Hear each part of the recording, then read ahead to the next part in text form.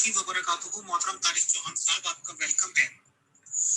तारिक भाई, क्योंकि आपका बेसिक कंट्री जो है पैदाइशी, if I am not wrong, Pakistan से है और हम लोग तो इंडिया से हैं, तो इंडिया पाकिस्तान ये लगभग एक ही मिजाज के देश हैं, एक ही मिजाज के ये कंट्रीज हैं। तो यहाँ पे कम से कम हमने ये देखा है कि अगर किसी के साथ 50-100 आदमी को भी उसको लगने लगे कि चल रहे हैं, या 50-100-200 आदमी भी उसके कहने पे चलने लगेंगे, तो बंदा ये सोचता है कि मैं प्राइम मिनिस्टर बन जाऊं। तो उसके बाद वो ये देखने लगता है कि चाहे म्यूनिसिपैलिटी के इलेक्शन हो, चाहे बड़े इलेक्शन हो, कि कौन सा नेता उसे कितना पूछता है, और वो ये बड़ी रौब के साथ कहता है मेरी जेब में 200 वोट हैं, 300 वोट हैं, या इतने लोग मेरी बात मानते हैं। और इसी को पॉलिटिकल इक़दार कह लीजिए या सियासी बातें कह लीजिए। तो जमात अहमदिया क्योंकि पूरी दुनिया के बेस पे निज़ाम चलाती है और काफ़ी इसका शाफिक है, तो हम तो आज तक यही समझते थे कि ये पॉलिटिक्स में इन्वॉल्व नहीं है। बट अभी किसी बार आपसे बातचीत हो रही थी तो आपने इंट्रोडक्शन करवाया था, जो सेकंड खलीफा ऑफ अहमदीज हैं, उन्होंने कुछ इस तरह की कोशिश की थी और कुछ सिपाही वगैरह यूनिफॉर्म में भी आपने दिखाए थे। तो सियासी इक़्तिदार या पॉलिटिकल मामलों में कितना इन्वॉल्व है आज की अहमदी जमात, या ये कि रही है, इस रिगार्डिंग आप क्या जानकारी देना चाहते हैं? छोटी छोटी ऑडियोज में बताएं। शुक्रिया, जज़ाकल्लाह। जी, जैसा कि मैंने बताया कि 1906 में जब मुस्लिम लीग का क़याम अमल में आया, ये मुस्लिम लीग वही है जिसके सरबराह कायदे आज़म थे और जिन्होंने बाद में फिर मुसलमानों के लिए अलहदा मुल्क का मुतालबा किया। तो उस वक़्त ये मिर्ज़ा साहब ने, हज़रत मिर्ज़ा ग़ुलाम मोहम्मद अलैहिस्सलाम ने मुस्लिम लीग में शिरकत से इनकार किया, बल्कि आपने नापसंदीदगी का इज़हार किया कि कल मुस्लिम लीग जो है वो ये जमात अंग्रेज़ के ख़िलाफ़ भी हो सकती है। और अंग्रेज़ के मुतल्लिक़ मिर्ज़ा ग़ुलाम मोहम्मद अलैहिस्सलाम का ये था कि अंग्रेज़ की हुकूमत इसलिए बेहतर है बाकी हुकूमतों से क्योंकि यहाँ पे मजहबी आज़ादी है और हर शख्स को अपनी बात कहने का इख्तियार भी है और कानूनी तौर पर उसकी हिफाजत भी की जाती है। फिर क्योंकि 1908 में तो हज़रत मिर्ज़ा ग़ुलाम मोहम्मद अलैहिस्सलाम की वफ़ात हो गई, तो उसी साल में दोबारा मुस्लिम लीग वालों की तरफ से आपकी तरफ सवाल भेजा गया कि आप जमात अहमदिया को मुस्लिम लीग में शामिल कर लें। तो आपने फरमाया कि मुस्लिम लीग एक सियासी जमात है और जमात अहमदिया एक मजहबी, हमारा सियासत से कोई ताल्लुक नहीं, सियासी कामों में दखल देने से हमारे तबलीगी मकासद को नुकसान पहुंचने का इस्तेमाल है। मिर्ज़ा सुल्तान अहमद जो हज़रत मिर्ज़ा ग़ुलाम मोहम्मद अलैहिस्सलाम के बेटे थे, उनकी पहली बीवी में से उनका एक बेटे मिर्ज़ा अजीज़ अहमद जो अलीगढ़ यूनिवर्सिटी में पढ़ते थे, तो मिर्ज़ा ग़ुलाम मोहम्मद अलैहिस्सलाम को पता चला कि उन्होंने यानी मिर्ज़ा अजीज़ अहमद साहब ने अलीगढ़ यूनिवर्सिटी में एक जो हड़ताल हुई थी, स्ट्राइक हुई थी स्टूडेंट की, उसमें उन्होंने हिस्सा लिया था। तो मिर्ज़ा ग़ुलाम मोहम्मद अलैहिस्सलाम ने इसको सख्त नापसंद फरमाया, बल्कि मिर्ज़ा अजीज़ अहमद का जमात से इखराज भी कर दिया। मैं समझता हूँ कि ये उनका बिल्कुल दुरुस्त फैसला था, इस वजह से कि एक जमात जो खुदा ताला के नाम पर खड़ी हुई है और जिसका जो बानी है उसका ये दावा है कि उसके अपने ज़ाती कोई इसमें मकासद नहीं है, बल्कि अल्लाह ताला ने महज रूहानी तरक्की के लिए उसको खड़ा किया है और वो पैगाम लोगों को देना चाहता है। अगर वो सियासत में हिस्सा लेगा तो उसका जो दावत इल्लाह का काम है वो पूरा हो नहीं सकता, क्योंकि सियासी जमातें जो कदम उठाती हैं वो सियासत के ऊपर मबनी होती हैं। कोई शख्स उनसे इख्तिलाफ तो कर सकता है, लेकिन उसको सियासी इक़दाम के तौर पर उसको गलत नहीं कहा जा सकता, जिसमें आपको पता है कि सियासत के नाम पर बहुत बहुत गलत बातें भी की जाती हैं, गलत बयानात भी दिए जाते हैं। जमात अहमदिया जो है वो तो दावत व तबलीग का काम करना चाहती थी और इसके जो मुखातिब हैं वो मुस्लिम भी हैं, गैर मुस्लिम भी हैं, तमाम दुनिया के लोग हैं। तो अगर जमात अहमदिया ये काम शुरू कर देती तो फिर जाहिर था कि उनके मुखालिफिन पैदा हो जाने थे, कुछ ऐसे लोग होते थे जो उनकी एम्बिशंस के खिलाफ काम करने वाले थे, जैसा कि सियासी जमातों में होता है। और सियासी इक़्तिदार अगर किसी को हाल है तो जाहिर है कि जिसको नहीं हासिल हुआ वो उनके खिलाफ हो जाता है। تو اس طرح سیاسی جماعتوں کے متعلق رائولری یعنی رقابت، سیاسی رقابت پیدا ہو جاتی ہے، جس کی وجہ سے وہ اپنا کام کی طرف توجہ نہیں دے سکتے، اور وہ جو دعوت اللہ کا کام ہے وہ ختم ہو جاتا ہے۔ پھر ان کا مفادات کا ٹکراؤ ہوتا ہے جب سیاست میں آپ آتے ہیں۔ ایک سیاسی پارٹی خود اقتدار حاصل کرنا چاہتی ہے اور ہر طرح کی کوشش کرتی ہے کہ دوسری سیاسی پارٹی کو وہ اقتدار نہ ملے۔ تو اس طرح وہ اگر دین کے نام پر جو اگر کوئی کھڑی ہو اور اس کے اس طرح کے مقاصد ہوں اور ایمبیشنز ہوں، خواہشات ہوں اقتدار کے لیے، تو پھر ظاہر ہے کہ دوسرے لوگ اس کے مخالف ہوں گے، اور وہ جو اس کا کام دین کی طرف لوگوں کو بلانا ہے وہ تو پیچھے پڑ جائے گا۔ تو وہ سیاست اور اقتدار کی ایک جنگ شروع ہو جائے گی جو کبھی بھی الہی جماعتوں کا مقصد نہیں ہوتا۔ محمود صاحب نے جب ابھی اقتدار نہیں سنبھالا تھا خلافت کا، تو اس وقت ہی ان کے وہ خیالات اس طرح کے تھے، اور جب وہ خلیفہ بن گئے تو وہ چاہتے تھے کہ ان کی کامل اطاعت کی جائے۔ جیسے وہ لکھتے ہیں کہ یہ 25 نومبر 1946 کا خطبہ ہے ان کا، کہ 1000 دفعہ کوئی شخص کہے کہ میں مسیح موت پر ایمان لاتا ہوں، 1000 دفعہ کوئی کہے کہ میں احمدیت پر ایمان رکھتا ہوں، لیکن خدا کے حضور ان دعووں کی کوئی قیمت نہیں ہوگی جب تک وہ اس شخص کے ہاتھ میں اپنا ہاتھ نہیں دیتا جس کے ذریعے خدا اس زمانہ میں اسلام قائم کرنا چاہتا ہے، یعنی خلیفہ مرزا محمود صاحب۔ اور جب تک جماعت کا ہر شخص پاگلوں کی طرح اس کی اطاعت نہیں کرتا، اور جب تک اس کی اطاعت میں اپنی زندگی کا ہر لمحہ بسر نہیں کرتا، اس وقت تک وہ کسی فضیلت اور بڑائی کا حقدار نہیں ہو سکتا۔ وہ صاحب کے شروع سے ہی ایسے عزائم تھے کہ وہ ایک ڈکٹیٹر کی طرح رہنا چاہتے تھے، جبکہ حضرت ابو بکر رضی اللہ تعالیٰ عنہ جب بنے تھے خلیفہ تو انہوں نے تو صاف کہا تھا کہ میں تو اللہ تعالیٰ سے الہام کا میرا دعویٰ نہیں ہے، تو جب تک میں اسلام کی تعلیم پر عمل کروں تو میری اطاعت کرو، جب میں نہ کروں تو مجھے پکڑ کر سیدھا کر دو۔ میرا میں مرزا محمود صاحب لکھتے ہیں کہ یہ اللہ تعالیٰ کا فضل ہے کہ اس نے ہمیں سیاسیات میں بھی ایسی برتری عطا کی جیسی دوسرے امور میں، یعنی وہ سیاسی برتری وہ سمجھتے تھے کہ ان کو حاصل پہلے ہی ہے۔ احمدیہ لاہور والوں نے ان کے متعلق تبصرہ کیا کہ سیاسی مسائل میں قادیانی صاحبان کا انہماک یہاں تک ترقی کر چکا ہے کہ اب قادیان میں بھی بقول میاں محمود صاحب کے اگر کوئی بات چیت ہوتی ہے تو وہ سیاسی مسائل پر ہی ہوتی ہے، باہر سے خط و کتابت بھی سب کے سب مسائل سیاسیہ کے متعلق کی جاتی ہے۔ قادیان آنے والے لوگ بھی انہی مسائل سیاسی میں ہی غور و فکر کرنے کے لیے آتے اور میاں صاحب کے آگے ذہن و ادب طے کرتے ہیں۔ غرض جو کچھ ہوتا ہے محض سیاست ہی سیاست ہے اور دین کا نام و نشان تک نہیں۔ 1922 میں مرزا محمود صاحب کہتے ہیں، نہیں معلوم ہمیں کب خدا کی طرف سے دنیا کا چارج سپرد کیا جاتا ہے، ہمیں اپنی طرف سے تیار رہنا چاہیے کہ دنیا کو سنبھال سکیں۔ 14 فروری 1922 کو فرماتے ہیں، اصل تو یہ ہے کہ ہم نہ انگریز کی حکومت چاہتے ہیں نہ ہندوؤں کی، ہم احمدی حکومت چاہتے ہیں۔ 1926 کو کہتے ہیں، پس جو لوگ کہتے ہیں کہ ہم میں سیاست نہیں وہ نادان ہیں، وہ سیاست کو سمجھتے ہی نہیں، اور اصل بات تو یہ ہے کہ ہماری سیاست گورنمنٹ کی سیاست سے بھی زیادہ ہے۔ جو 1926 کو فرماتے ہیں اس وقت حکومت احمدیت کی ہوگی، آمدنی زیادہ ہوگی، مال و اموال کی کثرت ہوگی، جب تجارت اور حکومت ہمارے قبضہ میں ہوگی اس وقت اس قسم کی تکلیف کوئی نہ ہوگی۔ 1931 میں مرزا بشیر الدین محمود صاحب کو آل انڈیا کشمیر کمیٹی کا سربراہ چن لیا گیا۔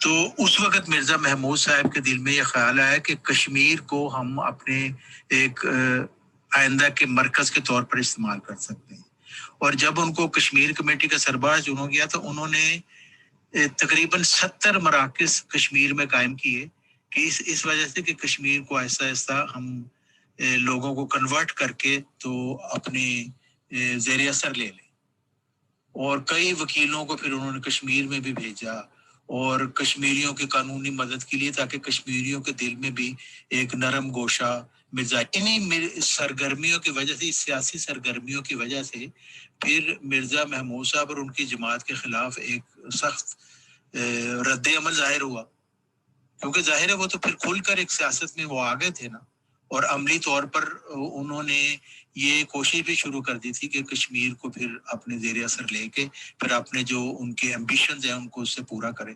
تو پھر ان کے خلاف مجلس احرار نے ایک تحریک کا آغاز کیا اور جو ایک بہت بڑی تحریک بن گئی.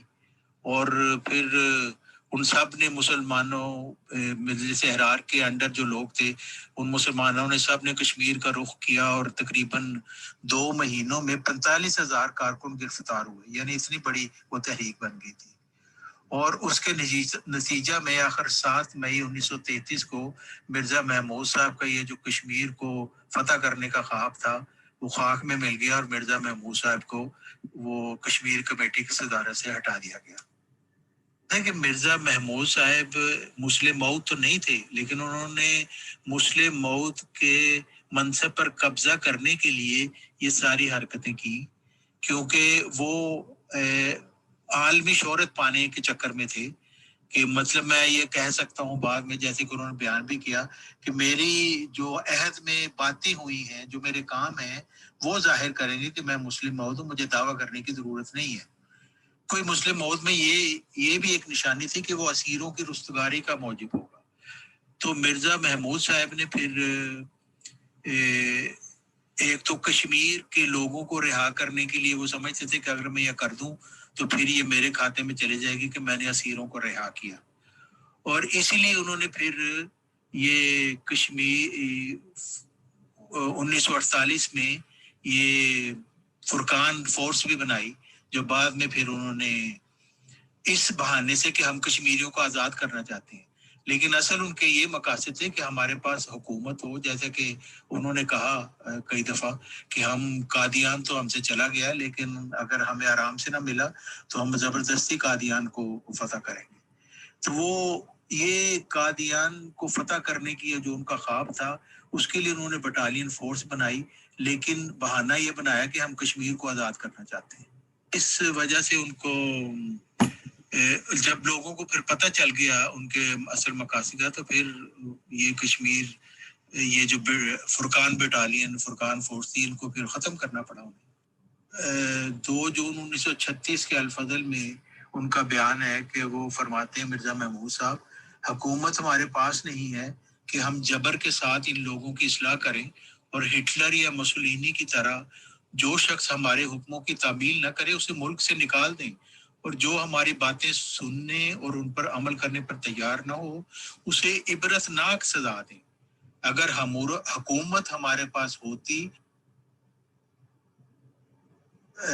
2 جون 1936 کے الفضل میں ان کا بیان ہے کہ وہ فرماتے ہیں مرزا محمود صاحب حکومت ہمارے پاس نہیں ہے کہ ہم جبر کے ساتھ ان لوگوں کی اصلاح کریں اور ہٹلر یا مسولینی کی طرح جو شخص ہمارے حکموں کی تعمیل نہ کرے اسے ملک سے نکال دیں اور جو ہماری باتیں سننے اور ان پر عمل کرنے پر تیار نہ ہو اسے عبرت ناک سزا دیں. اگر حکومت ہمارے پاس ہوتی تو ہم ایک دن کے اندر یہ کام کر لیتے. 2 جون 1936 کے اس طرح کے عزائم تھے کہ ہمارے پاس طاقت ہو مرزا محمود صاحب ایک ڈکٹیٹر ہوں جو ان کی بات سنے وہ تو وہاں رہ سکتا ہے جو نہیں سنے گا اس کو پھر وہاں سے نکال دیا جائے. ترقی کے لیے وہ سننے کیا انہوں نے کہا نظام نو ان کی ایک سپیچ تھی جو انہوں نے 1942 کے جلسہ سالانہ پہ کی تھی 27 دسمبر کو. تو اس میں وہ کہتے ہیں کہ یاد رکھو وصیت صرف پہلی نسل کے لیے نہیں بلکہ دوسری نسل کے لیے بھی ہے اور اس سے بھی انہی قربانیوں کا مطالبہ ہے اور چونکہ وصیت سے دنیا کے سامنے جنت پیش کی جا رہی ہے اگلی نسل اس کو لینے سے کس طرح انکار کرے گی. بس دوسری نسل پھر اپنی خوشی سے بقیہ جائیداد کا 1/10 سے 1/3 حصہ قومی ضرورتوں کے لیے دے گی اور پھر تیسری اور پھر چوتھی نسل بھی ایسے کرے گی اور اس طرح چند نسلوں میں ہی احمدیوں کی جائیدادیں نظام احمدیت کے قبضہ میں آ جائیں گی. یعنی روحانی ترقی تو انہوں نے کیا کرنی تھی جب آدمی سیاست میں پڑ جائے اور مال اکٹھا کرنے کے چکر میں پڑ جائے اور اس کی یہ خواہش ہو کہ میں دنیا پر حکومت کروں گا تو وہ ظاہر ہے کہ اس کی ساری توجہ پھر اس طرف چلی جاتی ہے. تو پھر روحانی ترقی تو انہوں نے نہیں کی بس یہی کام کیا کہ اپنے خواہشات کو پائے تکمیل تک پہنچانے کے لیے وہ کوششیں کرتے رہے. 1947 میں جب ڈویژن ہوئی تو اس وقت ظاہر ہے کہ جماعت احمدیہ تو قادیان ان کا علاقہ تھا اور انہوں نے اپنی وہاں پہ زمینیں مکان ان کے تھے، تو وہاں کو وہ آرام سے رہ سکتے تھے. لیکن مرزا محمود صاحب نے اس وقت بھی ان کی یہی ایمبیشن تھی کہ یہ جو نیا پاکستان بن رہا ہے، نئی حکومت ہے، یہاں پہ ہمارے پاس اس طرح کا علم ہے کہ ہم یہاں پہ اپنا ایک پوزیشن بنا سکتے ہیں. تو اس وجہ سے انہوں نے فیصلہ کیا کہ وہ قادیان کو چھوڑ کر پاکستان ہجرت کر جائیں گے. جی محترم طارق چوہان صاحب السلام علیکم. یہ بات نہیں سمجھ میں آئی کہ یہ آپ نے فرمایا اوپر کہ انہوں نے کہا کہ قادیان کو ہم نے ہر صورت میں فتح کرنا ہے چاہے ہمیں فورس سے کرنا پڑے. تو یہ سمجھ نہیں آئی کہ قادیان کو کس طرح فتح کرنا تھا، اس کا مطلب کیا ہے؟ کیونکہ قادیان کو تو چھوڑ کے خود ہی ہجرت کر کے وہ پاکستان آئے تھے. اگر وہ چاہتے تو وہاں رہ سکتے تھے، تو پھر کس طرح سے فتح کرنا تھا؟ یہ بات پلیز ایکسپلین کر دیجیے. Thank you. پہ آنے کے بعد انہوں نے اپنی جماعت کے تمام لوگوں کو جو قادیان میں رہائش پذیر تھے ان کو تو کہہ دیا کہ آپ نے بالکل کلیم نہیں کرنا یہاں پہ اپنی جائیدادوں کا، لیکن خود انہوں نے زمینوں پر بھی قبضہ کیا، کاروبار پر بھی قبضہ کیا، اور بہت سے بزنس اور عمارتیں جو بڑی بڑی تھیں ان پر بھی انہوں نے قبضہ کر لیا. قادیان سے انہیں بہت لگاؤ تھا. ایک تو یہ کہ جیسے انہوں نے کہا میرے بچپن کی بستی تھی وہ، اور انہوں نے نظمیں بھی لکھی کہ میرے بچپن کی بستی چھن گئی کیوں کر. اور پھر یہ کہ وہ سمجھتے تھے کہ قادیان کو تو انہوں نے مکہ مدینہ کے مقابل پر اس کو کہا تھا، اس کا مطلب سٹیٹس بنا دیا تھا، اور یہ بھی کہا کہ ہمارا جو جلسہ سالانہ ہوتا ہے وہ حج کی طرح ہے کیونکہ ہمیں حج پہ جانے کی اجازت نہیں ہے. تو وہ قادیان کے ساتھ ان کو ایک خاص لگاؤ تھا. لیکن میں نے جیسے آپ کو بتایا کہ قادیان چھوڑنے کی ان کی یہ وجہ تھی کہ ان کی سیاسی ایمبیشنز تھے. وہ سمجھتے تھے کہ ہم ایک تو وہ یہ سمجھتے تھے کہ عنقریب یہ قادیان ہمیں مل جائے گا، یہ ان کا خیال تھا. اور ایک دوسری بات یہ تھی کہ وہ سمجھتے تھے کہ پاکستان میں ہم مزید پراسپر کر سکتے ہیں، وہاں پہ ہمارے پاس اس طرح کے حالات ہوں گے کیونکہ نیا ملک ہے، اور وہاں پہ ہم جو کی پوزیشنز ہیں وہاں پہ قبضہ کر سکتے ہیں. تو اس وجہ سے وہ پاکستان آ گئے قادیان چھوڑ کے، لیکن وہ قادیان واپس جانا چاہتے تھے.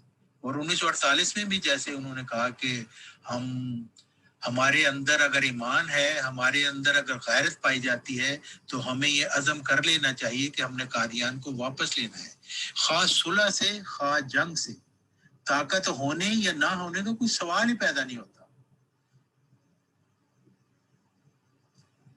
جب یہ 1947 میں آئے ہیں پاکستان میں، تو اس وقت شروع سے ہی مرزا محمود صاحب کو ایک تو یہ تھا کہ ہم نے یہاں پہ کوئی زمین لے کے ہم قادیان کی طرح ہم نے بستی بنانی ہے، اور اس کے لیے وہ مختلف زمینیں بھی انہوں نے دیکھی اور قبضے بھی کروائے لوگوں سے. انہوں نے اپنی ان کی اپنی جو تاریخ ہے اس میں انہوں نے لکھا ہے کہ لوگوں کو کہا کہ وہاں پہ جا کے قبضہ کریں. بڑی بڑی 4 بلڈنگیں لاہور میں انہوں نے قبضہ کر لی، اور اسی طرح اور بھی بزنس وغیرہ پر قبضہ کر لیا. جیسے گوجرا جو ہے ضلع فیصل آباد سے 40 میل دور کراچی کی طرف، وہاں ایک برف کا کارخانہ تھا، اس پر انہوں نے قبضہ کر لیا، اور اس کے مینیجر چودھری فرزاند علی صاحب عرصہ تک رہے، جو کہ ہادی علی چودھری مربی کے والد صاحب تھے. بات سندھ میرپور خاص جو علاقہ ہے، حیدرآباد سے میرپور خاص تک جو ریلوے لائن جاتی ہے، اس کے دونوں طرف ہزاروں ایکڑ زمین انہوں نے اس کے اوپر قبضہ کر لیا. کیونکہ احمد صاحب اس وقت سیٹلمنٹ کمشنر بھی تھے لاہور میں، اور یہ کہ سر ظفر اللہ خان صاحب تھے، ان کی بھی ایک بڑی پوزیشن تھی. تو انہوں نے اس وجہ سے یہ بڑی بڑی زمینوں پہ قبضے کر لیے. اور اب وہاں پہ حیدرآباد میں محمود آباد اسٹیٹ، بشیر آباد، ناصر آباد، نصیر آباد اور دیگر ناموں سے انہوں نے یہ اراضی الاٹ کرائی. اور بدین کے قریب کنڈی شہر میں انہوں نے ایک مرچ کی فیکٹری بھی ان کی ہے، بہت بڑی مارکیٹ بھی ان کے قبضہ میں نور پور تھل روڈ کی طرف جو سینکڑوں ایکڑ اراضی جو غیر آباد تھی اس پر بھی انہوں نے قبضہ کر لیا، ابھی تک ان کا ہے. ان کے جو وزیر اعظم تھے 1952 میں ایک کراچی میں جماعت احمدیہ کا ایک جلسہ تھا مئی 1952 میں، تو چودھری ظفر اللہ خان صاحب نے اس میں تقریر کرنی تھی. اس وقت کے وزیر اعظم جو تھے انہوں نے ان کو کہا کہ آپ نہ تقریر کریں کیونکہ ایسے فساد ہوگا. لیکن ظفر اللہ خان صاحب نے کہا کہ نہیں میں تو تقریر کروں گا کیونکہ میں وعدہ کر چکا ہوں, آپ بے شک مجھے اپنی کیبنٹ سے نکال دیں. تو بہرحال 1952 میں وہ چودھری ظفر اللہ خان صاحب نے وہاں پہ تقریر کی اور پھر اس کے بعد پھر یہ سارے فسادات شروع ہوئے جو 1953 میں پھر ماشاء اللہ لگنے کی اس کی پھر وجہ ہوئی. تو یہ ساری جماعت احمدیہ کی سیاسی سرگرمیوں کی وجہ سے یہ فسادات ہوئے تھے. محترم طارق چوہان صاحب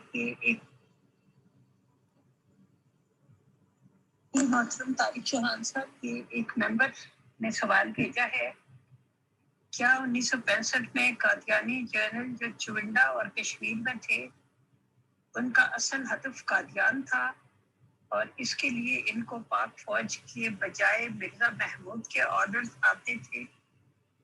یہ آپ کی بات درست ہے کہ 1965 کی جنگ میں بھی وہ جو قادیانی جنرل تھے انہوں نے وہ کشمیر کو فتح کرنے کا پروگرام کو عملی جامہ پہنا دیا شروع کر دیا تھا, چھمب جوڑیاں فتح بھی کر لیا تھا. تو اس کے بعد پھر وہ جنگ بندی ہو گئی تو پھر واپس ان کو آنا پڑا. بالکل درست ہے کہ جتنے بھی جنرل وغیرہ تھے, جتنے بھی کی پوسٹ پہ احمدی موجود تھے اس وقت, وہ سارے ڈائریکٹلی مرزا محمود صاحب کے انڈر تھے. اور جیسے انہوں نے کہا کہ میرے ساتھ پاگلوں کی طرح جو اطاعت کرے گا وہی اصل ہے کہ اسی کو ہی اللہ کے فضل ملیں گے. تو ظاہر ہے کہ ہر شخص پاگلوں کی طرح اطاعت مرزا محمود صاحب کی کرتا تھا کیونکہ ہر ایک چاہتا تھا کہ اللہ کے فضل مجھے ملے. تو وہ جو ایئر فورس میں تھے یا عام ملٹری میں تھے وہ سب کے سب مرزا محمود صاحب کی جو قیادت تھی اس کے انڈر تھے. بے شک وہ جنرل تھے, فوج میں تھے, لیکن اصل ایجنڈا وہ پورا کرتے جو مرزا محمود صاحب. اچھا, پھر اس کے بعد اب تاریخ کا آپ حصہ ساری باتیں بن چکی ہیں کہ جب کھل کر جماعت احمدیہ سیاست میں آ گئی. یہ 1967 میں ذوالفقار علی بھٹو صاحب تھے تو انہوں نے پیپلز پارٹی کی بنیاد رکھی. تو 1970 میں جنرل یحییٰ خان جنہوں نے ایوب خان کے بعد ماشاء اللہ لگایا تھا, انہوں نے عام انتخابات کروائے. تو پیپلز پارٹی جو تھی اس وقت اتنی منظم نہیں تھی, لیکن جماعت احمدیہ نے حضرت مرزا غلام محمد علیہ السلام کی صریح نافرمانی کرتے ہوئے عملی طور پر سیاست میں حصہ لینے کا فیصلہ کیا اور پیپلز پارٹی کو ووٹ اور نوٹ دینے کا فیصلہ کیا اور الیکشن میں کامیاب کرانے کا اجتماعی فیصلہ کیا. فیصلہ کا مقصد صرف جماعت احمدیہ کی اقتدار کی ہوس تھی, وہ سیاسی طاقت حاصل کرنا چاہتے تھے. اور مرزا طاہر احمد, کیونکہ خلیفہ تو اس وقت مرزا ناصر احمد صاحب تھے جو مرزا طاہر احمد صاحب کے بڑے بھائی تھے, لیکن مرزا طاہر احمد صاحب کو یہ سیاست میں بہت دلچسپی تھی. اور بعد میں بھی جیسے جب وہ خلیفہ بھی بن گئے تو پتہ چلتا تھا کہ وہ کس طرح ان کی خواہش ہے کہ ہماری انفرادی قوت بھی بہت بڑھے اور ہمیں طاقت بھی ملے. تو یہ ان کی جو ایمبیشن تھی اس کی وجہ سے انہوں نے پھر پیپلز پارٹی سے اور ذوالفقار علی بھٹو سے ساز باز کی. محترم طارق چوہان صاحب and all dear group members, السلام علیکم. سر, آپ نے پچھلی بار جب بات چیت ہو رہی تھی تو آپ نے کچھ فوٹو وغیرہ دکھائے تھے جس میں سیکنڈ خلیفہ آف احمدیز بھی نظر آ رہے تھے, جیسے کہ وہ صدارت کر رہے یا کمانڈر یا جو بھی کچھ کہہ لیجئے, اور سپاہی کی وردی میں لوگ نظر آ رہے تھے, ان کے پاس رائفلیں وغیرہ تھیں. تو آپ نے بتایا تھا کہ انہوں نے ایک اپنا نظام سا قائم کر لیا تھا. تو ظاہر سی بات ہے کہ وہ ہتھیار یا ویپنس جو بھی ہوں گے اور جو نظام وہ چلا رہے ہوں گے, تو جو اب تک آپ نے باتیں بتائی مجھے تھوڑا سا یہ کلیئر کرنا ہے کہ 1947 میں جب یہ ہندوستان پاکستان کا بٹوارا ہو گیا تو وہ جو فوٹو وغیرہ آپ نے دکھائے تھے وہ پاکستان کی بات ہے, یعنی کہ 1947 کے بعد کے وغیرہ کے وہ فوٹو ہیں, کیا وہ پاکستان میں سب کچھ ہوا یا کہاں, بتائیں, شکریہ.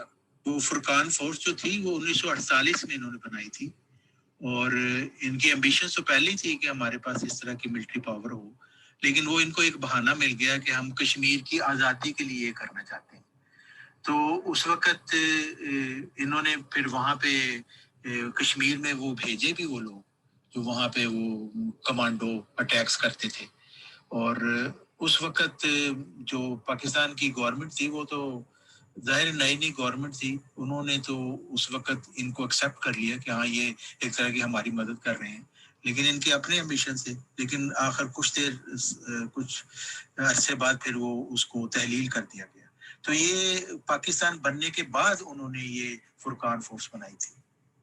یہ جو فرقان فورس میں لوگ ہوتے تھے یہ کوئی پیڈ تھے، امپلائیز تھے، فل ٹائم ہوتے تھے یا یہ پارٹ ٹائم یہ کام کرتے تھے؟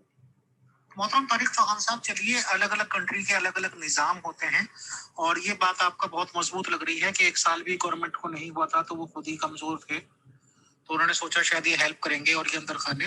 میں یہاں پہ ضرور مینشن کرنا چاہوں گا کہ ہمارے انڈیا میں 3 بابے بہت مشہور ہوئے ہیں ان چند سالوں میں. ایک آشارام باپو تھا، ایک رام رحیم اور ایک رام پال. تو یہ تینوں ہی کرپشن میں بھی انوالو ہو گئے تھے. مطلب یہ جو لیڈیز وغیرہ کے معاملات ہوتے ہیں ان کی فین فالوئنگس بہت ہو گئی تھی. جو ان میں ایک رام پال نام کا آدمی تھا، اس نے کافی جائیدادیں بنا کے 4 دیواری بہت اونچی اونچی کروا دی تھی اور اس کا دماغ بھی خراب ہو گیا تھا. اور اس نے اسی طرح رائفلیں وغیرہ لگا کے آدمیوں کو تنخواہ پہ رکھ لیا تھا اور یہ سمجھ رہا تھا کہ بس اب اس کی حکومت ہو گئی ہے. تو خیر بہرحال گورنمنٹ نے اس کو تاکید کی، اناؤنسمنٹ کرایا کہ وہ سرنڈر کر دے، اور حالانکہ جس جرم میں اس کی تلاش تھی وہ مشکل سے 1 سال 6 مہینے کی سے سزا ہوتی اور یہ باہر آ جاتا. بہرحال تو یا تو یہ کہہ لیجیے کہ اس کا دماغ خراب ہو رہا تھا، اس کا وقت برا نہ تھا، تو اس نے یہ سوچ لیا کہ اب تیرے پاس مین پاور بھی ہے، رائفلز ہیں، بندوقیں ہیں، اور تو گورنمنٹ کو چیلنج کر سکتا ہے. اس نے سوچا کہ قلعے میں یہ محفوظ ہو گیا، قلعے کے اندر ہے، تو بہرحال اس نے مزاحمت کرنے کی سوچی تھی.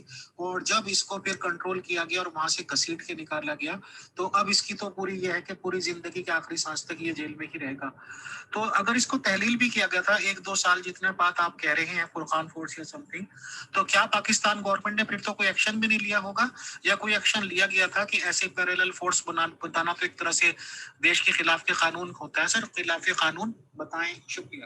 جی نہیں، مرزا محمود صاحب انٹیلیجنٹ آدمی تھے، وہ کھل کر اس طرح نہیں سامنے آ سکتے، کیونکہ ظاہر ہے پھر تو وہ گورنمنٹ ان کے خلاف ہو جاتی، وہ ان کو باغی ڈکلیئر کرتا جاتا. اور یہ جو باتیں آپ بتا رہے ہیں ان سب باتوں سے وہ بھی واقف تھے، اس لیے وہ ہمیشہ چال چلتے تھے. وہ اس طرح کی باتیں جو اپنے عزائم تھے وہ اپنے پاس ہی وہ رکھتے تھے، ان کو وہ ظاہر نہیں کرتے تھے، لیکن بظاہر وہ باتیں وہ اس طرح کی کرتے تھے جس سے ملک کو فائدہ ہو رہا ہے، وہ اس طرح کی باتیں کرتے تھے. تو یہ بھی یہ جو فرقان فورس انہوں نے بنائی، یہ ان کو موقع ملا تھا، جس طرح ان کو ایک موقع ملا تھا جب وہ کشمیر کمیٹی کے صدر بنے، اور پھر ان کو موقع یہ مل گیا کہ انہوں نے کشمیر کے بہانے ایک فرقان فورس بنا لی. اور ظاہر ہے کہ ان کو ساری جماعت احمدیہ سپورٹ کر رہی تھی، ان کے پاس تو بے شمار پیسے تھے، جیسے کہ میں نے آپ کو بتایا کہ انہوں نے تو جائیدادوں پہ قبضے کر لیے تھے اس وقت. تو یہ انہوں نے اس سے جب یہ جو آپریشن پاکستان کی طرف سے جا رہا تھا انڈین آکوپائڈ کشمیر میں جو ہو رہا تھا، جس میں وہ ایک طرح کی ہیلپ کر رہے تھے، تو وہ جب سیاسی طور پر انہوں نے اس کو بند کر دیا تو ظاہر فرقان فورس کو بھی بند کرنا پڑا. اور ربوہ میں مرزا محمود صاحب تو وہ فوجی حصہ نہیں رکھ سکتے تھے، ظاہر ہے کہ پھر اس کے متعلق تو بڑا رد عمل ہونا تھا، اس لیے انہوں نے بھی اس کو تحلیل کر دیا. اور گورنمنٹ آف پاکستان نے اس کے اوپر کوئی ایکشن نہیں لیا، کیونکہ گورنمنٹ پاکستان تو سمجھ رہی تھی یہ ہماری مدد کے لیے کھڑے ہوئے ہیں، تو اس لیے یہ بڑی سمجھداری سے انہوں نے یہ سارے کام کیے ہیں. محمود صاحب کی شروع سے یہ کوشش رہی تھی کہ جماعت احمدیہ کے لوگ کی پوزیشنز میں آئیں، اور پاکستان میں آنے کا مقصد بھی جیسے میں نے آپ کو بتایا یہی مقصد تھا کہ اس وقت یہ نئی حکومت ہے، کمزور ہے، اور ان کے پاس اتنے ورکرز بھی نہیں ہیں اچھے، اور پڑھے لکھے لوگ بھی نہیں ہیں. جماعت احمدیہ کے پاس تھے پڑھے لکھے انٹیلیجنٹ لوگ، تو وہ سمجھتے تھے کہ اب ہمارے پاس یہ موقع ہے کہ ہم کی پوزیشنز پر اپنے لوگوں کو رکھ لیں اور پھر آہستہ آہستہ ہمارا اثر بڑھتا جائے. لیکن ظاہر ہے کہ یہی ان کی جو بات تھی، وہ اس بات کو نہیں سمجھ سکے کہ اس کا رد عمل ہوگا ہم لوگوں میں، کیونکہ آپ کے پاس تو ساری پوزیشن آ گئی، جن کے پاس نہیں آئی وہ آپ کو کیسے رہنے دیں گے؟ تو وہ ہٹا آپ کو نہیں سکتے تھے، کیونکہ وہ اتنے عقل مند نہیں تھے. ان کے پاس مذہب کا کارڈ تھا جو ہر دفعہ جماعت احمدیہ کے خلاف انہوں نے استعمال کی. کچھ ثانیہ ربوہ کے متعلق بتانا چاہتا ہوں، کیونکہ یہ اتنا زیادہ دور کا واقعہ نہیں ہے اور اس کا میں خود گواہ ہوں، اور اس وقت میں پاکستان میں موجود تھا، تو اس کے متعلق بہت ساری معلومات میرے پاس موجود ہیں جو میری اپنی معلومات ہیں. تو وہ میں آپ کو بتانا چاہتا ہوں کہ اس کی بھی وجہ یہی تھی کہ جماعت احمدیہ نے اپنی سیاسی ایمبیشنز کی وجہ سے وہ سیاست میں باقاعدہ کھل کر حصہ لینے کا سوچ لیا۔ طاہر صاحب ان کو کوآرڈینیٹر بنایا مرزا ناصر احمد صاحب نے، یہ جب 1970 کے الیکشن تھے جس میں پیپلز پارٹی بھی شامل تھی، اور جماعت احمدیہ نے فیصلہ کیا کہ پیپلز پارٹی کو ہم جتوائیں گے، اور وہ وہی بات تھی جیسا کہ جس وجہ سے وہ انڈیا سے پاکستان آئے تھے کہ کمزور ملک ہے، ہمیں اس میں فائدہ ہوگا۔ اسی طرح انہوں نے پیپلز پارٹی کو اس کی مدد کرنے کا فیصلہ کیا، اس وجہ سے کہ وہ سمجھتے یہ ایک کمزور پارٹی ہے، اور اس میں کوئی شک نہیں کہ وہ ایک کمزور پارٹی تھی، اتنے منظم نہیں تھے۔ صاحب نے بھٹو سے وہ ملے اور انہوں نے اس کا فیصلہ کیا کہ ہم اس کو کریں گے، اس کی سپورٹ۔ اور پھر جماعت احمدیہ کی جتنی بھی جماعتیں تھیں پاکستان میں، ان کی برانچز تھی، وہاں پہ انہوں نے یہ حکم دیے، ہم بھی وہیں پہ موجود تھے، جہاں پہ ان کو کہا گیا سب کو کہ جتنے بھی عہدیدار ہیں وہ نوٹ کے ذریعے بھی اور ووٹ کے ذریعے بھی پیپلز پارٹی کی مدد کریں گے، ان کی کمپین میں حصہ لیں گے، اور یہ کہ پھر ان کو پیپلز پارٹی کا یہ حال تھا کہ ان کے پاس کوئی ورکرز نہیں تھے، میں اس کا خود گواہ ہوں۔ تو ہمیں جماعت احمدیہ کے سارے خدام جو تھے، ہماری یہ ڈیوٹی لگائی گئی مرکز کی طرف سے، یعنی مرکز ربوہ کی طرف سے، اور جس کے ظاہر ہے کہ وہ مرزا طاہر احمد صاحب سربراہ تھے، کہ ہم نے ووٹوں کی لسٹ بنانی ہے اور ہر گھر جا جا کے ہم نے کمپین کرنی ہے، اور ہم نے کی بھی۔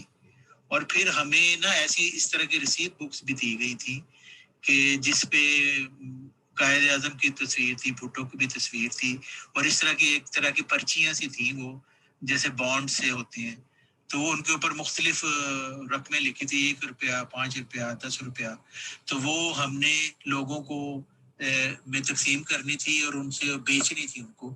تو اس طرح ہم نے چندہ جمع کر کے پیپلز پارٹی کو دیا۔